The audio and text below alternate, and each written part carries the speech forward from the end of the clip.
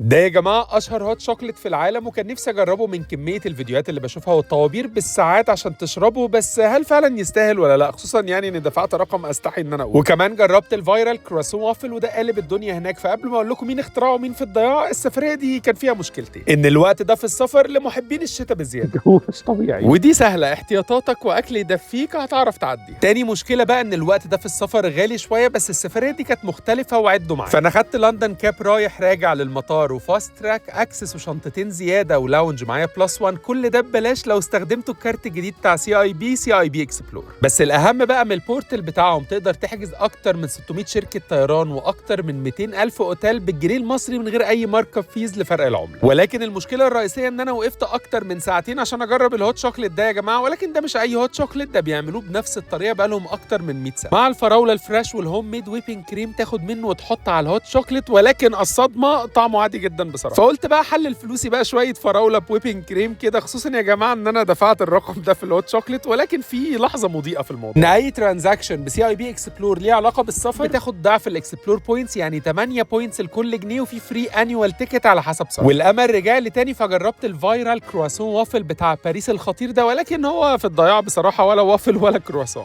انا خلاص عشان جعان بس. لحلو بجد بقى حلواني قديم تاكل من عنده احلى شوكليت اكلير ممكن تاكلها في حياتك، او بيورو واحد تاكلوا احلى كرواسون في باريس كلها. ما تنسوش تقدموا على كارد سي اي بي اكسبلور، هيفرق معاكم قوي. واستنوا الفيديو الجاي من فيينا، احلى مدينه انا رحتها في اوروبا.